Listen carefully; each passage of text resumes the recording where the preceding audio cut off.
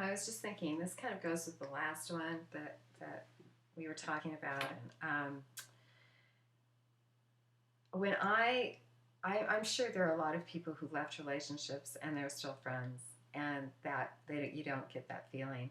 People probably get that feeling from me because I did not leave relationships in a good way. I didn't know how to leave a relationship. And I think I took it from my first relationship with a man, which was 4 years, and I was battered, very badly battered, from 16 to 20. 16 years old to 20 years old, first boyfriend, first lover. So that kind of set the stage and I didn't get help. I didn't have any money. I was very poor.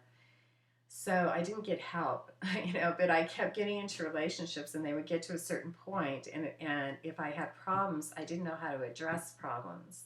I knew how to fight. I knew how to, and I still know how to fight. I see that it comes out in this, and sometimes I have to go, no, I don't think you better put that out there.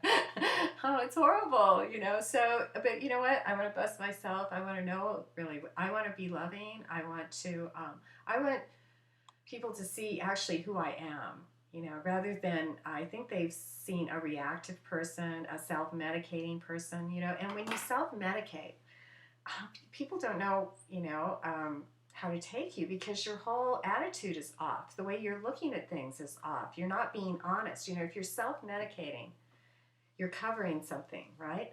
So the best thing to do is really bring that to light. Bring it out in the open. Don't cover it. Don't cover it up with drugs or alcohol. It really doesn't help. It makes everything worse, And if I had anything to do over in my life, I wished I would have known how to leave relationships, And there were probably, if I would have known actually how to communicate in the first place, I wouldn't have had to leave, So, because I think that young love, what I've seen with the people who have stuck together, it's been really wonderful with that young love, and they've just stayed, through. Anyway, learning how to leave relationships, if you have to, leave them in a good way. And you can't leave them in a good way if you're doing drugs and alcohol, because that makes everything, really kind of screwed up. And if you're overreacting, like I then, because I came from fight or flight and very, very heavy, this is like I'm surprised I lived through that, okay? This is not, anyway. I probably seriously psychological problems for a long time, My father died when I was 11, my sister died when I was 15, and then from 16 to 20 I was battered.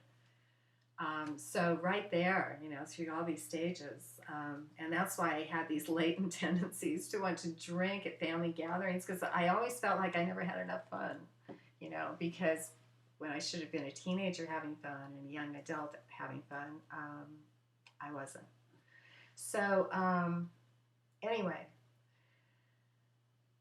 try to be real with whatever situation you are in. Be real.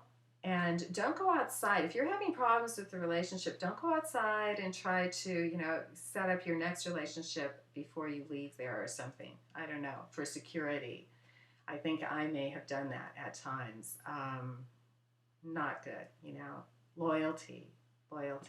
But, I was loyal for the most part. I was. But I had a tendency to retaliate. Or if, no,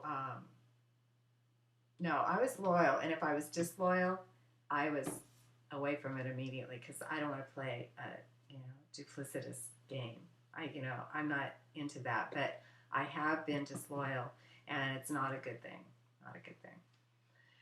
So all of these things that you wish you hadn't done, but in some way, if I can help somebody else not go through this, or if they're going through it right now, to look at it in a different way, to try to really get with your Creator, realize who you are, try to read good books, meditate, think about where you are and what you want from your life, and if people are mistreating you, then get away from them.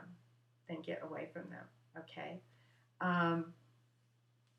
Anyway, go out, Make it a great day, and remember, love is the answer.